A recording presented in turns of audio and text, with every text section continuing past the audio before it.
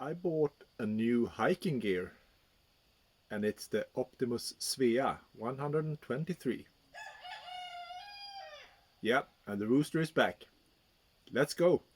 Hi, hello, hi, hi, and welcome to a brand new video on this channel, Swedish Hiker.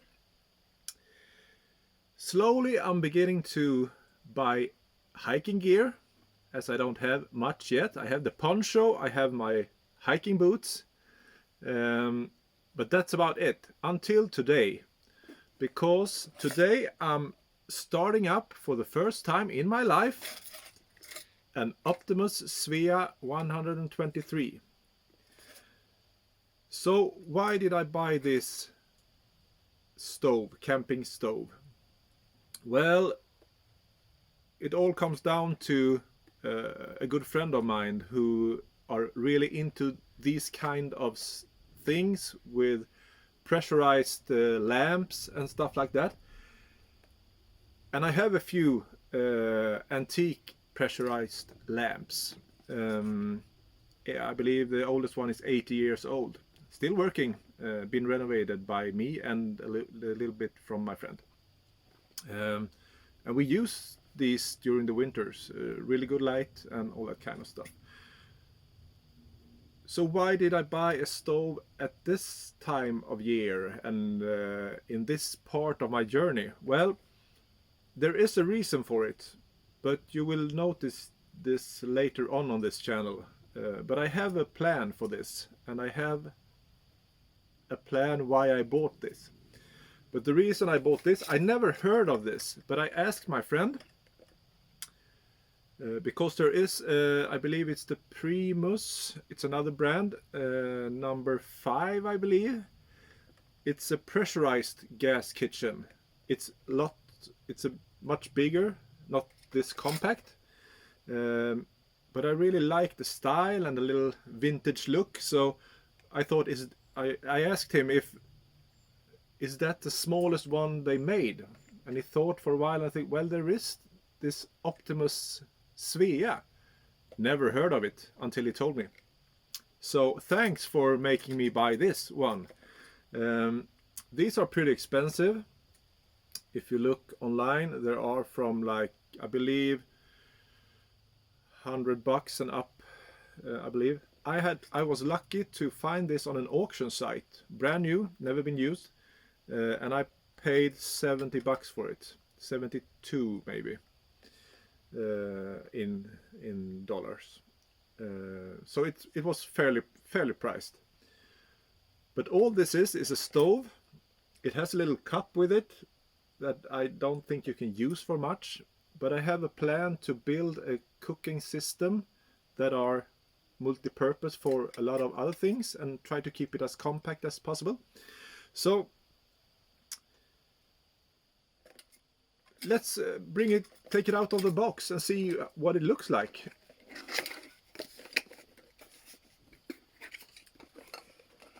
It comes with this little cup, and here's the kitchen itself. So when you have it in your backpack, it looks like this.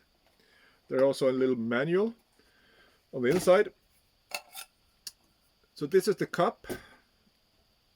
This is the handle for the cup. I believe if you want to drink maybe some tea or something, you can use it. But if you're going to cook more, like you need to boil more water, you're stuck with this.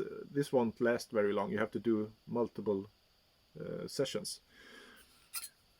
But it comes with a cooker anyway. So let's put these on the side. So this is what the cooker looks like. It's a wind protection part that comes off like so. And in here there's also a key. Let me see if I can get this is a little fiddly, or what do you say? This is the windshield. Comes off, comes on. Put that aside. Everything is brass except for the key, which is really nice. And I believe they started making these back in 1955, if I'm not mistaken.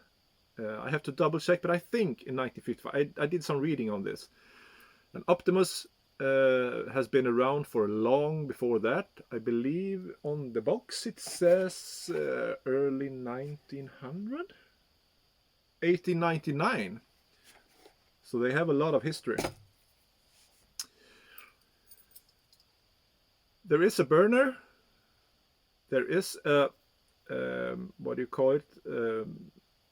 A tiny little hole inside here that makes the fuel.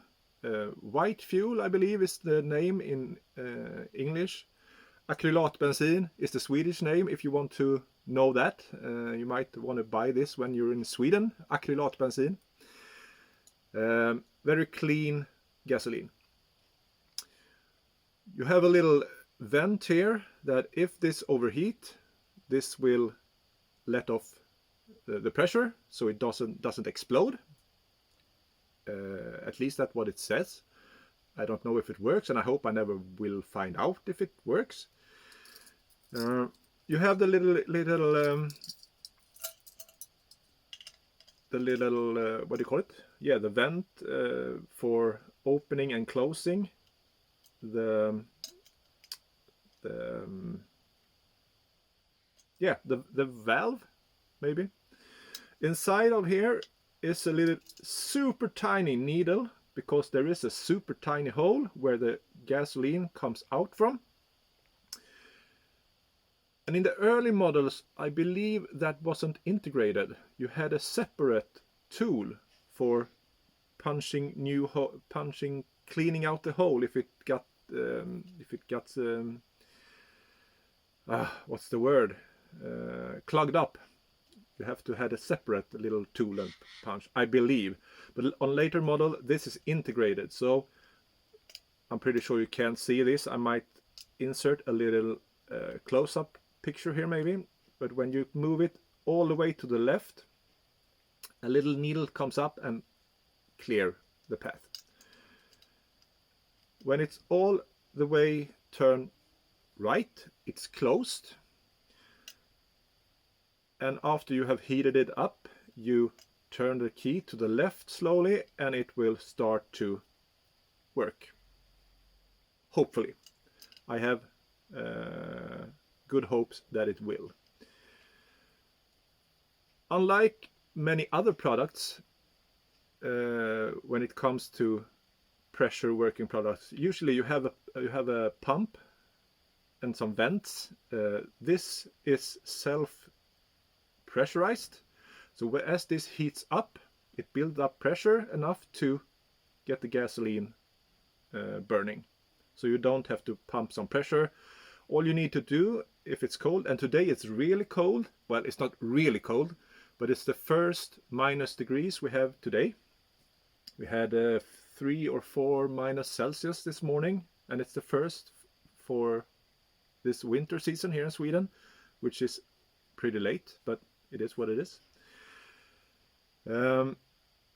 So you have to preheat it by pouring some alcohol. You can also, I have seen people warming this up with their hands. It might not work today because it's so cold. And open up the vent and you get some, yeah, it actually do work. Yeah, okay. It holds about 1 deciliter, 1.2 deciliter fuel. I added 1 deciliter because 1.2 is hard to measure if you don't have a measuring cup. So I added 1 deciliter fuel to this prior to opening this box, just to make sure that it was primed and ready. So I was planning on putting alcohol here, but now I'm not so sure. I might just open this up and see if it pours enough gasoline for filling up this little part below. That actually works. That's pretty cool, I must say. That is pretty cool. Okay, I think we go in that by this way then. I will not use alcohol to light this up. I use the fuel straight from the canister. So let's light this up. I will adjust the camera and let's see how it works. Okay, so I will open up this a little more and fill up a little more fuel. It's pouring out there really nicely, actually.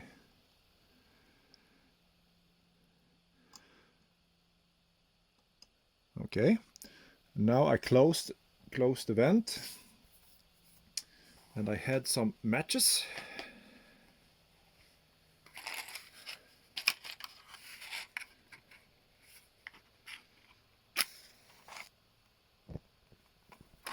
Okay, so we have fire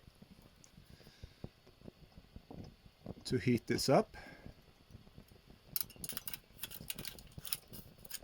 And I will see if I can get this on here without burning my hands. Hopefully I can. Yes, it works.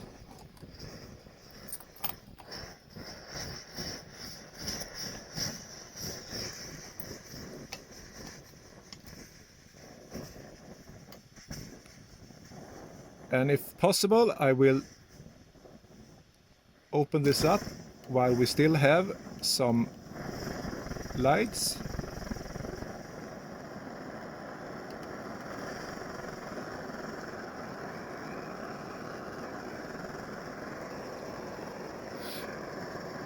And we have a flame.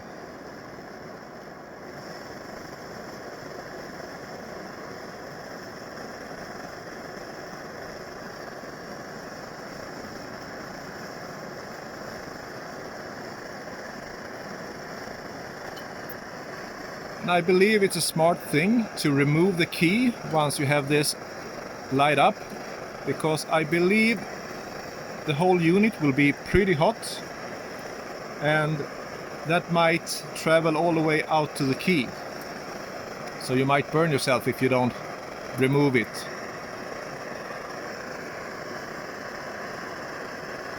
Okay, we have a clear burn. I'm not sure if you can see it. I have to see. Yeah, you can see a little bit, I think. Let me adjust it a little bit. Like so. And with a full tank of gas, it's supposed to be able to run for 50 minutes or so on full throttle, full burst. And there is some kind of adjustment, I believe. I believe you can, yeah, you can lower it a little bit. You hear the difference in the sound, so you can like boil water and then maybe simmer it for some time if you don't want full power all the time. This is working really nice. I love the sound. It's not the most stealth sound. If you plan to live hidden, you might not want to start this up during the night, because it does make some sound.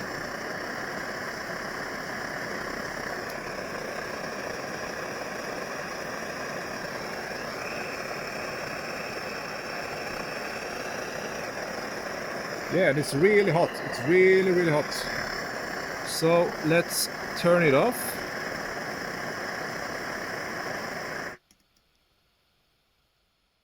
Now it's shut off.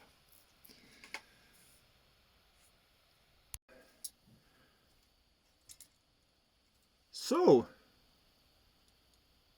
the Optimus Svea 123. There is also, yeah, the key gets really hot even just on the little small time I left it there after I turned it off. It does get really hot in a very short amount of time. So it's a good thing to remove this after you have lighted the stove. Just pull this off. It's on the chain, so you won't lose it. Let it sit on the ground and just put it back there when you need to adjust something, and then remove it again.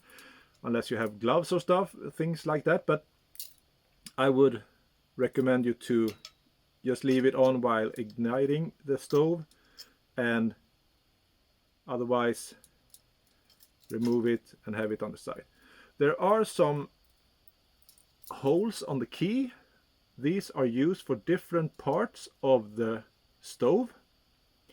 There is I'm just going to be careful so I don't burn myself. There is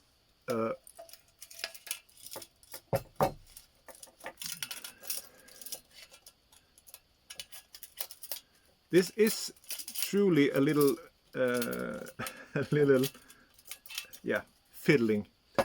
So one part, the smallest hole, is for removing the screw where the needle comes out.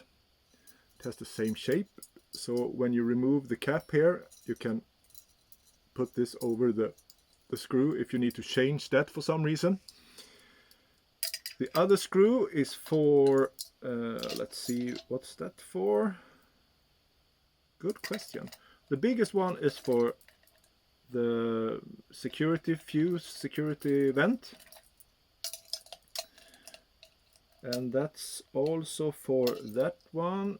I wonder what this small one is for. Is there something I'm not seeing? You know what? Leave a comment in the comment section below.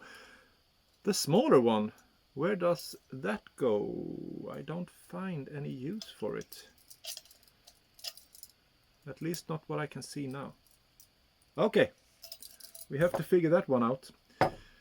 So anyway, this was the first startup of my Svea 123.